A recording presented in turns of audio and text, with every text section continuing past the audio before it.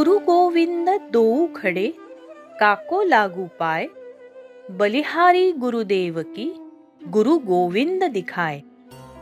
यह प्रसिद्ध दोहा संत कबीरदास द्वारा रचित है। संत कबीरदास केवल एक महान कवि ही नहीं, बल्कि एक विद्वान विचारक और समाज सुधारक भी थे। उन्होंने अपने सकारात्मक विचारों के माध्यम से अनेक रचनाएं की और भारतीय संस्कृति का महत्व समझाया। कबीरदास जी को कई भाषाओं का ज्ञान था। उनकी रचनाओं में और दोहों में ब्रिज, हरियाणवी, पंजाबी, हिंदी, अवधी, राजस्थानी समेत खड़ी बोली देखने को मिलती है। वे निर्गुण भक्ति धारा से प्रेरित थे। सिख, हिंदू, इस्लाम इन तीनों धर्मों में उनका प्रभाव देखने को मिलता है। कुछ इतिहासकार मानते हैं कि उनका जन्म 1398 में और मृत्यु 1448 में हुई थी, तो कुछ मानते हैं कि उनका जन्म 1440 में और मृत्यु 1518 में हुई थी। उनके जन्म के विषय में अनेक दंत कथाएं हैं। उनमें से सबसे प्रचलित कथा के अनुसार काशी में एक सात्विक ब्राह्मण रहते थे जो रामानंद जी के बहुत बड़े भक्त थे। उनकी एक विधवा कन्या थी, जिसे लेकर वे एक दिन स्वामी जी के आश्रम चले गए। प्रणाम करने पर स्वामी जी ने उस कन्या को पुत्रवती होने का आशीर्वाद दिया। ब्राह्मण ने चौंक कर जब पुत्री के वैधव्य के बारे में बताया, तब स्वामी जी ने सखेत कहा, मेरा वचन तो बदल नहीं सकता, परंतु इतने से संतोष करो कि वो बड़ा प्रतापी होगा। आशीर्वाद के फलस्वरूप जब उस ब्राह्मण कन्या को पुत्र हुआ, तो लोक लज्जा और लोकापवाद के भय से उसने उस बच्चे को तालाब के पास छोड़ दिया। भाग्यवश कुछ ही क्षण के बाद नीरू नामक एक जुलाहा अपनी पत्नी नीमा के साथ वहां से गुजर रहा था। चूंकि इस दंपत्य को संतान नहीं थी, तालाब के पास वह बच्चा दिखने पर वे उसे अपने घर लेके गए और उसका पालन पोषण किया। आगे चलकर वही बालक परम भगवत भक्त कबीरदास हुआ। कहा जाता है कि जब कबीरदास गा गा कर उपदेश देने लगे, तब उन्हें पता चला कि बिना किसी गुरु की दीक्षा लिए लोग उनके उपदेश मान्य नहीं करेंगे और लोग उन्हें निगुरा कहकर चिढ़ाते थे।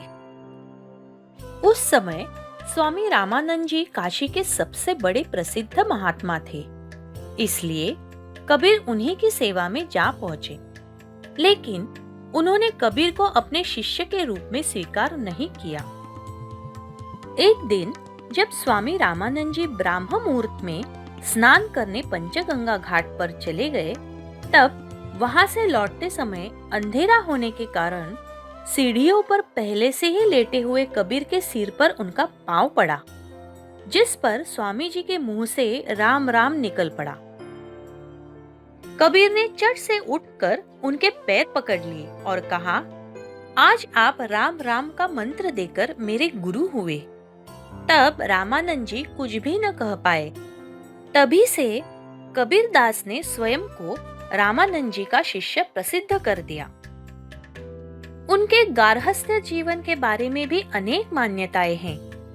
ऐसा माना जाता है कि उनकी लोई नाम की पत्नी थी और कमाल नाम का पुत्र और कमाली नाम की कन्या थी।